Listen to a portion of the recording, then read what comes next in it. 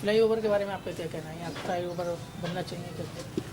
देखिए, फ्लाईओवर तो यहाँ पे किसी हाल में नहीं बनना चाहिए। ये बरेली शहर की मेन मार्केट है।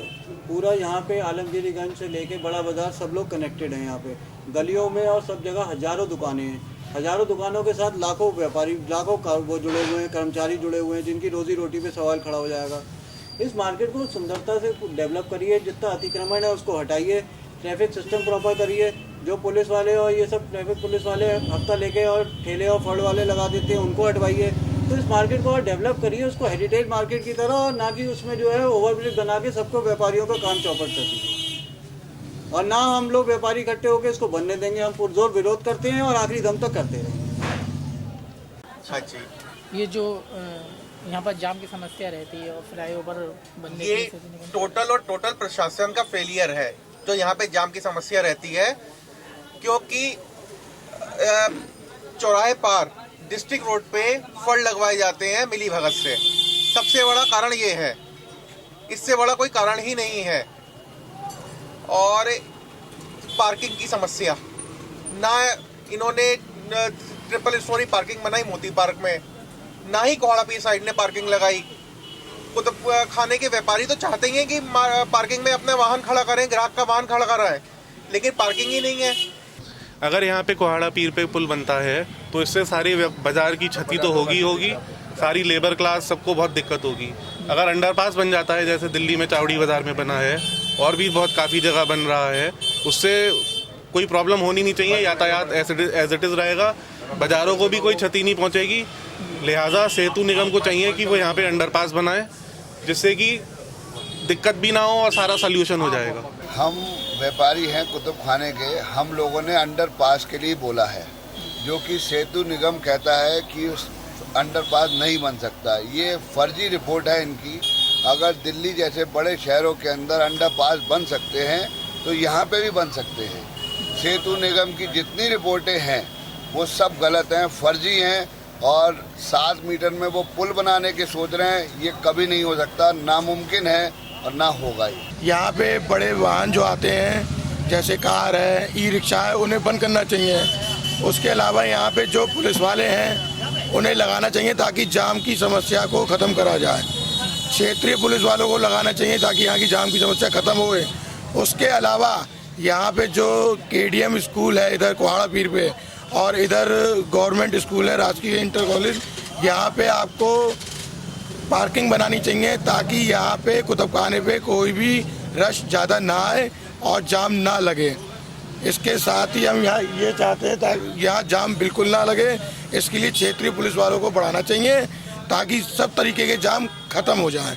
और रही बात पुल की, पुल तो हम नहीं बनने देंगे, चाहे कुछ भी हो जाए, चाहे हमें गाड़ियों के आगे लेटना पड़े, पुल हम नहीं बनने देंगे। नीचे जगह ही नहीं रहेगी तो जाम कहाँ लगेगा? क्या कहना है आपका? हाँ, तो बाजार खत्म हो जाएगा सर। इतना सक्रिय बाजार में पुल नहीं बन सकता। अंडरपास की ये लोग कोशिश कर सकते हैं, जैसा आज उन्होंने अखबारों में बताया कि नहीं बिल्डिंगों को क्षति पहुंचेगी। तो दिल्ली में इतनी लंबी मेट्रो भिज गई नीचे, क्या चीज़ टूटी वहाँ पे? कुछ नहीं। तो उस तर्क पे काम करना चाहें तो कर सकते हैं। ये कुतुब खाना, ये बरेली का कुतुब खाना तो इतना नहीं है जितना बड़ा एक कनॉट प्लेस से छोटी जगह है ये। तो यहाँ जो जाम लगता है किस वजह से जाम लगता है? प्रशासनिक अनदेखियां हैं सर। रिक्शे वाले खड़े हैं सामने, देख सकते हैं आप, कितनी जगह घेरे खड़े हैं। क्या 10 रुपए की सवारी के लिए?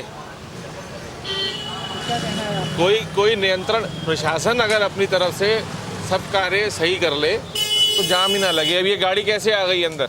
एक 20 रुपए का नोट से गाड़ी अंदर है। जब यहाँ पे 4 पहिया वाहन अलाउड नहीं है तो ये कहाँ से आई? ये तो सरकारी वाहन है। यहाँ जाम क्यों नहीं लगेगा? इसी चक्कर में लगेगा जाम। सर, पुल के लिए तो ये होना चाहिए कि पुल से व्यापारी बहुत परेशान होगा। पुल बनता है तो आगे साल भर से कोरोना से वैसे ही परेशान है व्यापारी, और यदि पुल बनता है तो 2 साल कम से कम शटर नहीं उठ पाएंगे। और ये शामगंज में भी देख लीजिए, जो पुल बना है, क्या शामगंज में जाम नहीं है नीचे? आज तो उससे ज़्यादा जाम है, पहले से ज़्यादा जाम है आज की डेट में। तो जो भी व्यापारी है वहाँ का बहुत परेशान है। और हिंदुस्तान में किसी मेन मार्केट में पुल नहीं है। बता दीजिए कहाँ पे पुल है? क्या दिल्ली जाम नहीं है, लखनऊ जाम नहीं है, कानपुर जाम नहीं है? सिर्फ बरेली कुतुबखाना जाम दिखता है और कहीं जाम नहीं दिखता। अंडरपास को लेकर क्या कहना है? यदि पुल फ्लाईओवर ना बने, जो बाकी जो रास्ता चाहती है गवर्नमेंट अपना करे। जाम की वजह से जो रहती है वो उसकी वजह सबसे बड़ी ये है, यहाँ पर लोडिंग रिक्शा का टाइम नहीं है। लोडिंग रिक्शा जब चाहे आ जाती है बाज़ार में, इस चीज़ से हमें बहुत दिक्कत आती है। और नंबर 2 ई रिक्शा और बड़ी कारें जो सरकार के हिसाब से, मौजूदा गवर्नमेंट के हिसाब से जो इस रोड पर बैन है, वो बेवजह बाज़ार में घुस जाती हैं। इस वजह से ज़्यादा जा रहे हैं। अब देखिए, आपके पीछे देख सकते हैं आप, ई रिक्शा जा रही है, ये बाज़ार में बैन है। और ये कमाइयों वाला धंधे हैं, ये कमाई करते हैं। 10-10 रुपये लेके ये बैटरी वाले रिक्शा निकाले जाते हैं, बाज़ार में जाम लगाया जाता है। यहाँ मुख्य समस्या इसी वजह से, अगर ये सब बंद हो जाए तो इस बाज़ार में जाम ही नहीं लगेगा बिल्कुल। पुल तो वही है ना, व्यापारी मारा जा रहा है। पुल को लेके तो यही है कि व्यापारी के, भाई आप कोई भी हो, कोई भी कारोबार कर रहे हो, अगर आपका काम 2-3 साल के लिए बंद कर दिया जाए, कोई भी सरकार है, अगर अधिकारी है, अधिकारी से कह रहे हैं भाई तुम अपनी सीट छोड़ दो, तो वो दिक्कत आएगी ना। वैसे ही हमारा कारोबार हो, कोई हम लोग लंबे चौड़े कारोबारी तो है नहीं, हम लोग रोज़ कमाने रोज़ खाने वाले लोग हैं। अब अगर हमसे कहा जाए 2-3 साल जी आप काम मत करो, तो क्या करेंगे? भीख मांगेंगे, कटोरा ले लेंगे हाथ में। सारे व्यापारी यहाँ के यही करेंगे, कटोरा ले लेंगे हाथ में, जाके सबके घर मांगेंगे। यही होगा हमारा हाल। देखिए, यहाँ जो भी हैं, यहाँ सिर्फ रिटेलर्स हैं सबसे ज़्यादा। मैं शामतगंज का एग्जांपल दूंगा। शामतगंज में 99% जो थे वो थोक व्यापारी हैं, तो उनके ऊपर से पुल अगर निकला है तो उस पर इतना कोई उनके बिजनेस पे फ़र्क नहीं पड़ा है जितना यहाँ पे फ़र्क पड़ेगा। दूसरा, अगर कोई जाम की परेशानी है तो उसके लिए जो रिक्शे एंट्री लेते हैं, माल जिस पे लदा हुआ होता है, उसको अगर रोकना है तो उसके लिए दूसरा रास्ता है। जाम लगता है यहाँ बाइक खड़ी करने की वजह से, उसको भी रोका जा सकता है। रिटेल की दुकानों के ऊपर से पुल बना देना, उससे इनका 2 से लेके 3 साल तक का काम जो चौपट होगा, उसके बारे में किससे बात करी जाएगी? मैं संजय आनंद, एक व्यापारी और पंजाबी महासभा का अध्यक्ष हूँ। हमारे पूर्वजों द्वारा सन 1947 में जब पाकिस्तान आने के बाद में दुकानों का निर्माण किया गया और एक जीवन यापन करने की अपनी जो प्रक्रिया थी, बच्चों को पालने की, उन्होंने मेहनत करके आज हम लोगों के लिए एक बड़ी दुकानों का जो उपहार दिया, हम उसको आगे बढ़ाना चाहते हैं। आज सरकार या निगम या शासन एक विकास की जो बाहर बही रही है, उसमें कुहाड़ा पीर से लेकर और कोतवाली तक पुल बनाना चाहता है। मेरा इस बात में एक बात का कहना ये है कि विकास आप कर रहे हैं और 10,000 व्यापारियों को बर्बाद करके कर रहे हैं, तो वो विकास नहीं है। आप पहले व्यापारियों से बात करें, व्यापारियों की परेशानी को समझें। पुल बनना कोई आसान बात नहीं है, और इतना लंबा पुल बनना।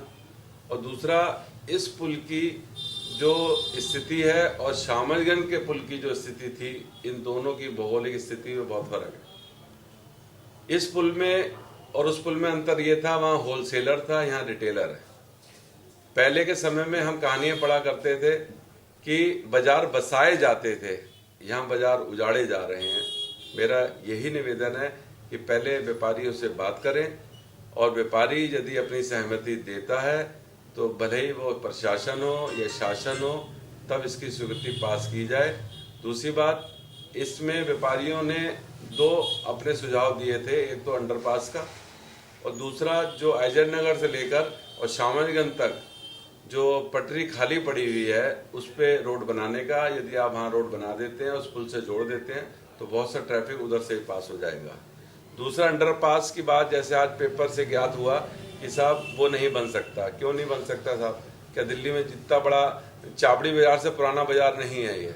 और चावड़ी बाजार के नीचे से दिल्ली के जो मेट्रो निकली है, क्या वो निकल सकती है? तो अंडरपास यहाँ नहीं बन सकता। 100 करोड़ का प्रोजेक्ट है ये। 100 करोड़ के प्रोजेक्ट में तो बरेली के अंदर बहुत से विकास हो सकते हैं, ये विकास उतना जरूरी नहीं है। इसके बाद रही बात इस बाजार के अलावा, इस बाजार के अलावा आर्य समाज गली, मनिहारों गली, एसएन मार्केट, शासी मार्केट, इसके बाद फूलों वाली गली, इसके बाद आलमगिरीगंज, इसके बाद सब्जी मंडी, मेवा मंडी, खोया मंडी, इसके बाद कन्हैयालाल गली, बहुत सी गलियां जिसमें छोटा छोटा व्यापार होता है और लोग बाहर के शहरों से आके यहाँ माल खरीदते हैं। वो कहाँ जाएंगे? तो मैं समझता हूँ एक विकराल रूप ले लेगा ये एक समस्या का, जो आने वाले टाइम में संभाले नहीं संभलेगा। अभी इसमें सोच विचार कर ही जो कदम प्रशासन उठाए, मेरा उनसे निवेदन है।